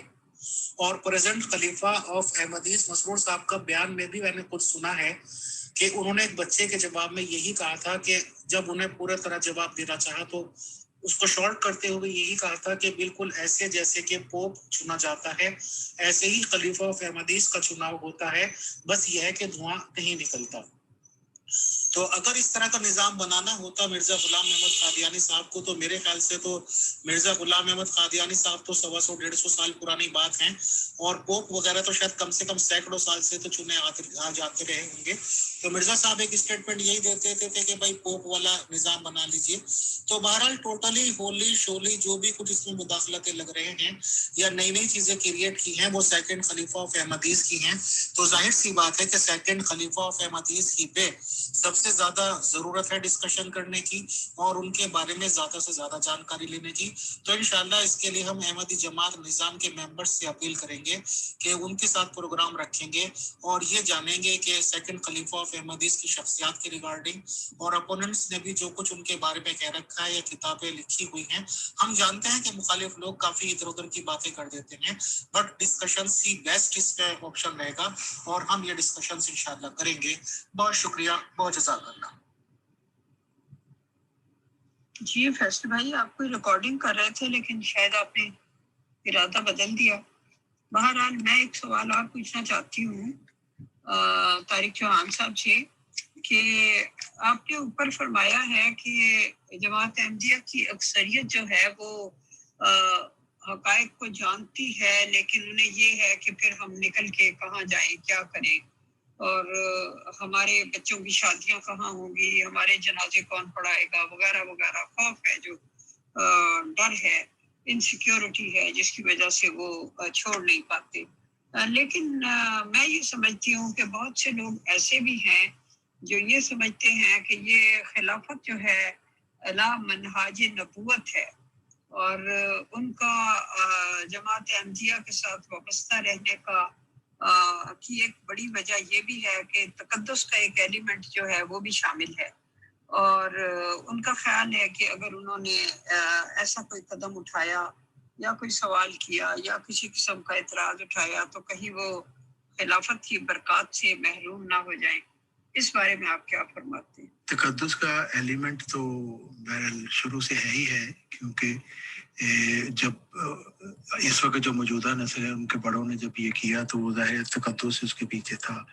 اسی تقدس کو مس یوز کیا گیا جماعت یہ مرزا خاندان نے کیا، اور مرزا خاندان نے اپنی ایک روحانی مقام خود ہی بنوا لیا. جیسے مرزا محمود صاحب وہ لکھتے ہیں کہ خلیفہ تو اب کبھی نہیں بگڑ سکتا، اگر کوئی بگڑے گا تو وہ لوگ ہی بگڑیں گے. تو یہ کہاں سے انہوں نے یہ ساری باتیں نکالی؟ تو وہ ظاہر ہے کہ وہ انٹیلیجنٹ تھے، وہ جانتے تھے کہ کس طریقے سے لوگوں کو اسیر بنانا ہے. تو یہ باتیں انہوں نے لوگوں کے اندر کی کہ پاگلوں کی طرح اطاعت کرو، اور اللہ کے فضل کے وارث ہی تم تب بن سکتے ہو. تو یہ ساری باتیں اگر کوئی یقین کرتا ہے، ہم بھی یقین کرتے تھے. مثلا میں تو اگر میں اپنا تجزیہ کروں تو میں ان باتوں پہ اس لیے یقین کرتا تھا کہ میری اپنی کو معلومات نہیں تھی، نہ میں نے کبھی حاصل کرنے کی کوشش کی، نہ دل میں خواہش پیدا ہوئی، کیونکہ پہلے ہی آپ نے آمنا و صدقنا کہہ دیا کہ جو کچھ خلیفہ جی کہہ رہے ہیں وہ بس ٹھیک ہے. تو اس کو آپ نے اس کے اوپر تو کوشچن اٹھانا ہی نہیں ہے نا. تو نہیں اٹھانا تو ظاہر دماغ بھی نہیں کھلیں گے، وہ دماغ اسی طرح بند رہتے ہیں. تو اصل بات یہ ہے کہ وہ لوگ جو بظاہر تقدس کی وجہ سے ایسا کر رہے ہیں وہ بھی گناہ گار ہیں، کیونکہ وہ سوچتے نہیں ہیں. کیونکہ خدا تعالیٰ تو قرآن مجید میں صاف بار بار فرما رہا ہے کہ اولو الالباب کے لیے اللہ تعالیٰ بھیجتا ہے ہدایت، وہ جو غور و فکر کرنے والے ہوتے ہیں، بھیڑوں کی طرح پیچھے لگنے والے نہیں ہوتے. اور پھر یہ بھی فرمایا کہ مومن ایک بصیرت پر قائم ہوتا ہے، اور یہ کہ دلیل زندہ وہی ہے جو دلیل سے زندہ ہے، جو دلیل سے زندہ نہیں وہ مردہ ہے. قرآن مجید کو صاف تعلیم ہے، لیکن اس کے باوجود کچھ لوگ اپنی ذہنی تقدس جو انہوں نے خود ہی بنا لیا ہے اس کا اسیر ہو کے وہ ان لوگوں کے غلام ہیں، اور ان کی غلامی میں ان کی خدمتیں کر رہے ہیں، اپنی جان مال وقت عزت کو قربان کر رہے ہیں. تو وہ پھر اس کے وہ خود ہی ذمہ دار ہیں، خدا تعالیٰ اس کا ذمہ دار نہیں ہے. اللہ تعالیٰ نے تو ایک نیا بھیج دیا، ایک انسان جو ایک نئی تعلیم لے کے آ گیا ہے اور ان کے بد عقائد کی نشاندہی کر رہا. خدا تعالیٰ نے تو فرمایا کہ اللہ تعالیٰ نے اپنے ذمہ رکھا ہے ہدایت دینا انسانوں، اور اللہ تعالیٰ ہدایت دینے کے لیے انسانوں کو چن کر بھیجتا رہتا ہے، بھیجتا رہے گا. لیکن انسان پھر بھی اس کا انکار کرتے ہیں اور یہی اسی دلیل کے ساتھ کہ ہم اپنے آباء و اجداد کی جو عقائد ہیں ان کو کیسے چھوڑ دیں، یہی مرزائی کر رہے ہیں. تو خدا تعالیٰ اس کا یہ جواب دیتا ہے کہ اگر تمہارے ماں باپ اندھے کنویں میں گر رہے تھے تو تم بھی گرو گے. تو اگر تم نے خود ہی فیصلہ کرنا ہے کہ ہم نے گرنا تو پھر گرو. تو پھر جماعت احمدیہ کے پاس بھی اس وقت چوائس ہے کہ وہ خدا تعالیٰ نے جس کو بھیجا ہے، جو ان کے بعد عقائد کی نشاندہی کر رہا ہے، جس کے پاس دلائل ہیں، اس کی بات سنیں اور اللہ تعالیٰ کے اوپر ایمان رکھتے ہوئے اس غلط عقائد کو چھوڑ دیں.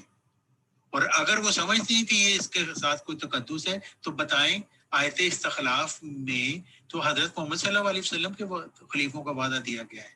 یہ مرزا خاندان کے خلیفے تو کہتے ہیں ہم مسیح کے خلیفے ہیں، تو یہ سراسر جھوٹ بول رہے ہیں کہ ہم آیت استخلاف کے مطابق ہیں. اور اگر کوئی شخص اتنی سی ریزننگ بھی نہیں سمجھتا تو پھر اس کو جوتیاں پڑھنی چاہیے. تو فیصل صاحب آپ نے بہت اچھا ایک خلاصتاً بیان کر دیا ساری باتوں کو جو اب تک ہماری ڈسکشن ہوئی ہے، اور بالکل ایسا ہی ہے کہ یہ مرزا محمود صاحب کا یہ سارا کچھ پھیلایا ہوا ہے، یہ کہ اقتدار کی ہوس اور مرزا خاندان کی خلافت کی گدی کی ہوس، یہ سارا ان کا ہی ہے.